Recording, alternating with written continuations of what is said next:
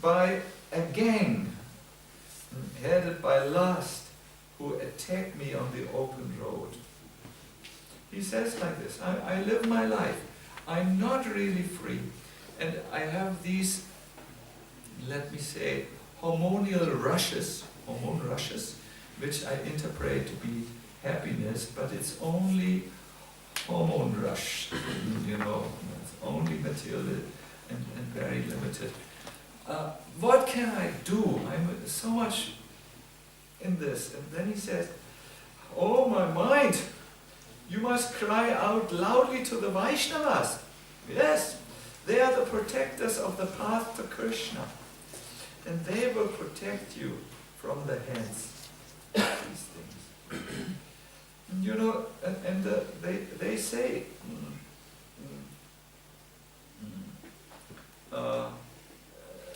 oh Bhagavan, your devotees see this big ocean, it's just a handful of water, it's not so impressive. The sun is a firefly.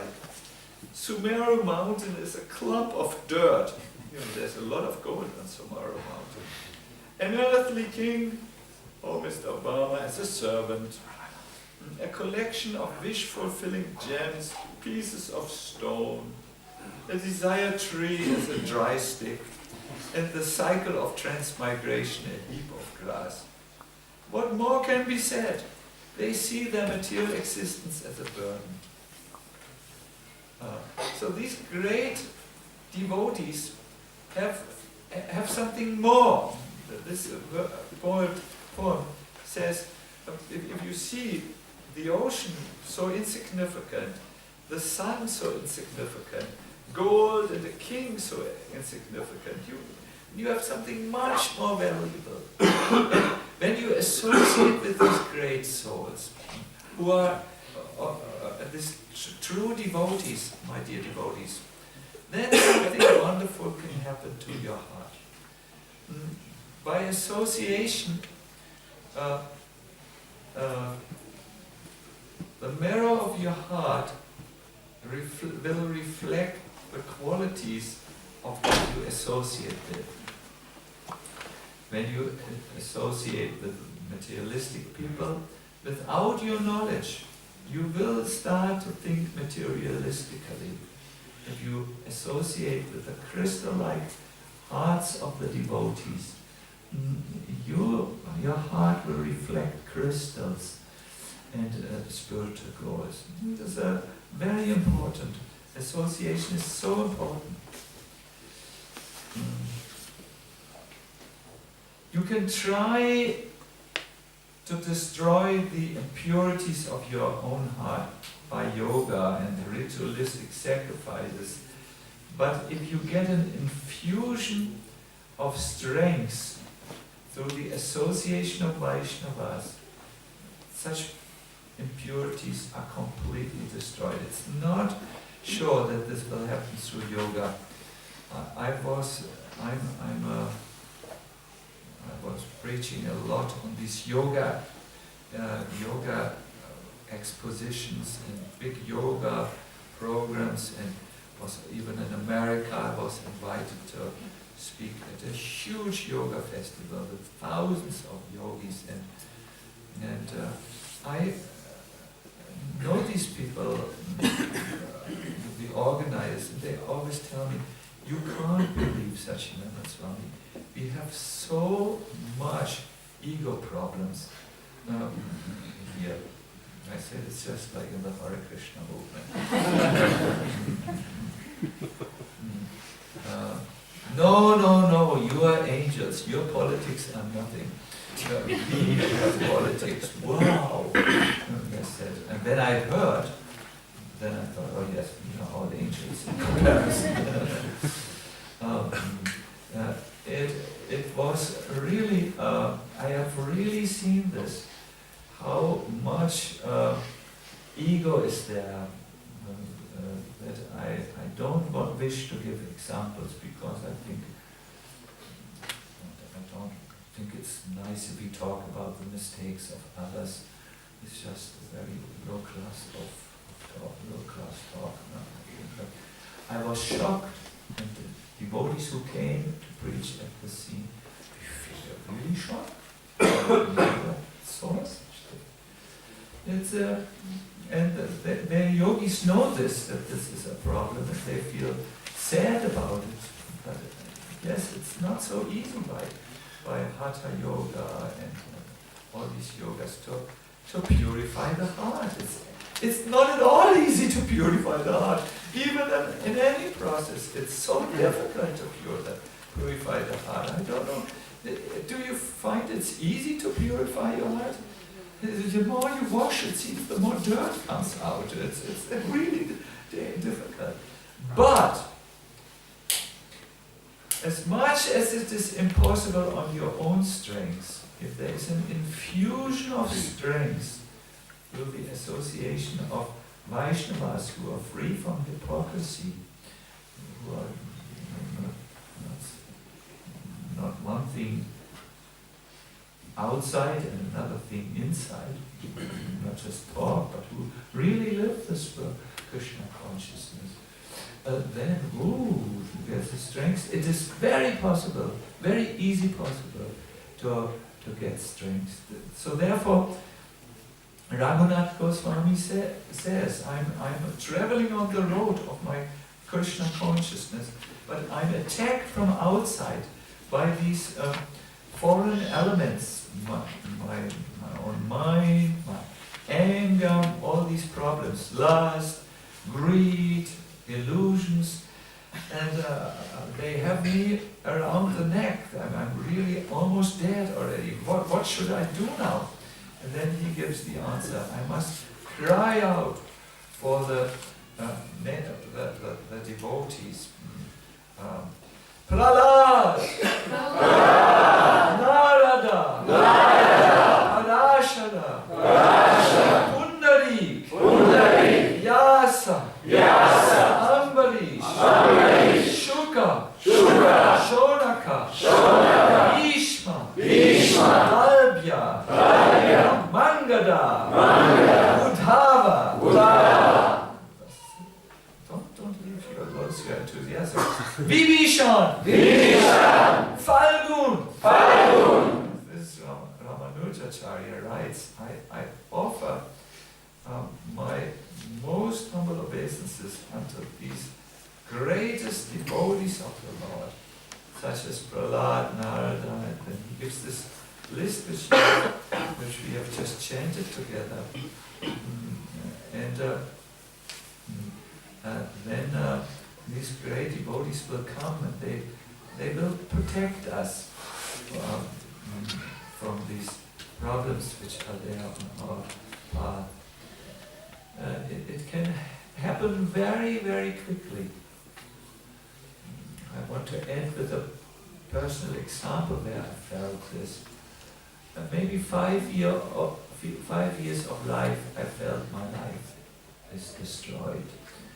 I had been at the hospital and I almost lost my life there. I just couldn't get it back together. So I went to Bosnia and I just stayed there. I was a broken man. The nerves were shaken. And I just couldn't get up again. I remember at that time I had my horoscope. I read my horoscope, and I do remember this first time I read my horoscope. And then I thought, I will just disappear in the mountains. This is the end of an inglorious spiritual life. I felt like this, very, very downtrodden and sad in the heart. And I also felt I tried so hard. I felt hopeless in my spiritual life. And at that time, I made the habit to listen to a tape of Srila Prabhupada every day. It was some recording device, and a modern device, click, click, click, click, and then the voice would come.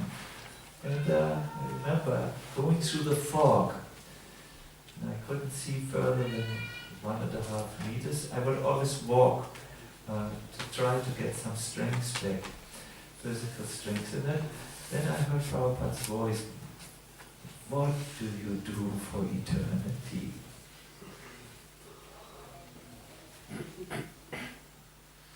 I went on playback. What do you do for eternity? Wow. Went on playback.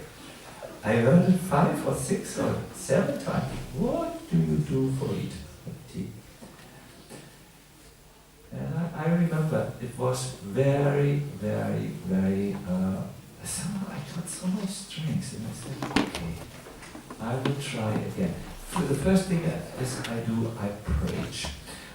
So I went with great pain to one hotel and got a telephone call to Germany. Salanandi was also in the hospital at that time. And I said, Salanandi, yes, Guru Maharaj. Salanandi, what do you do for eternity?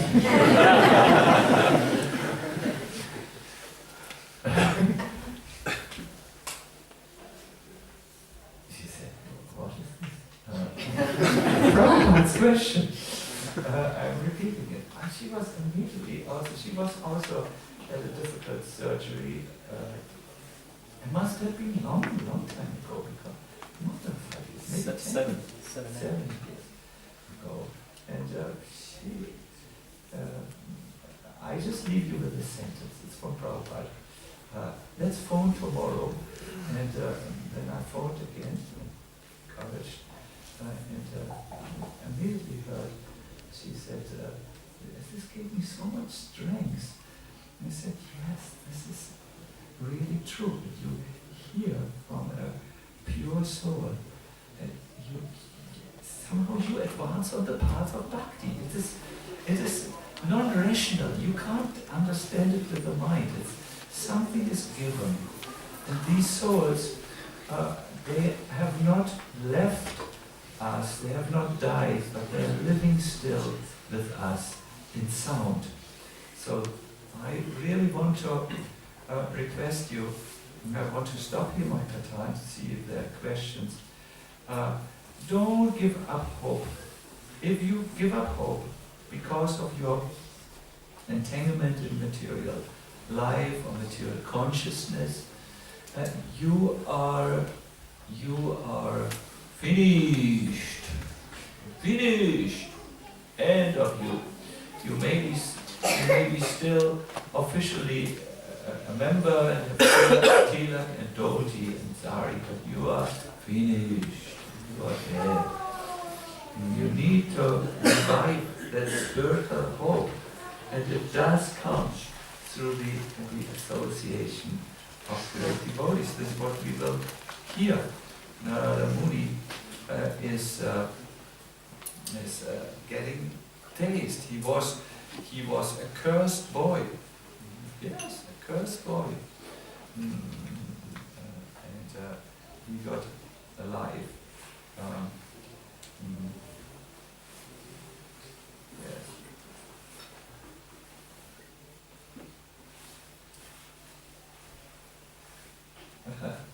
I'm having to go on and on, but I will stop here.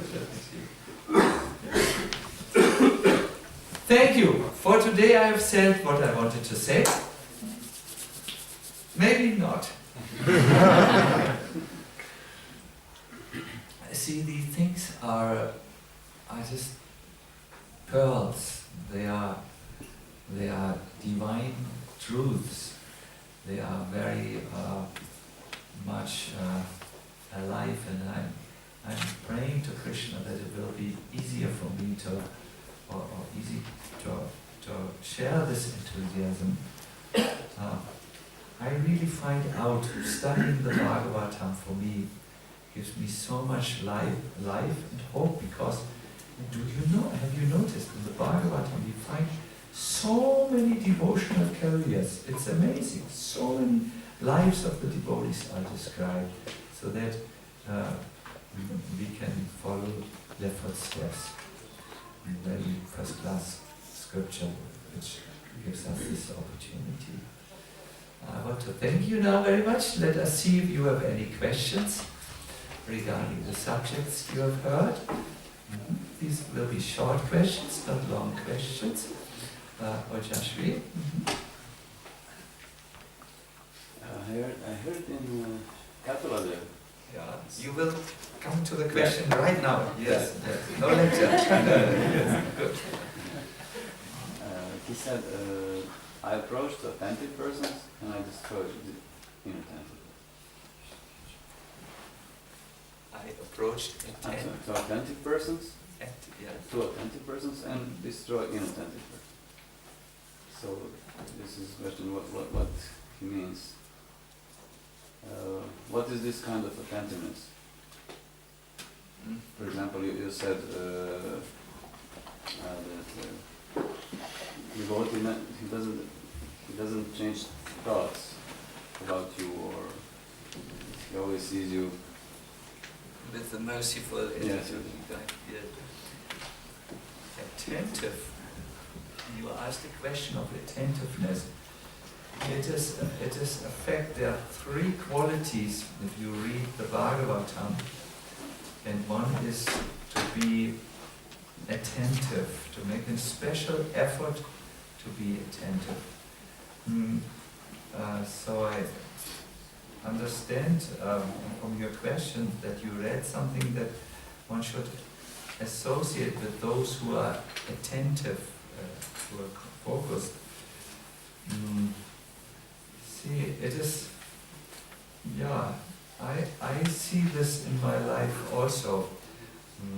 When you are with a devotee who is fixed in Krishna consciousness, you have so much benefit. But when you are with a person who is not fixed, you sometimes inherit his doubts.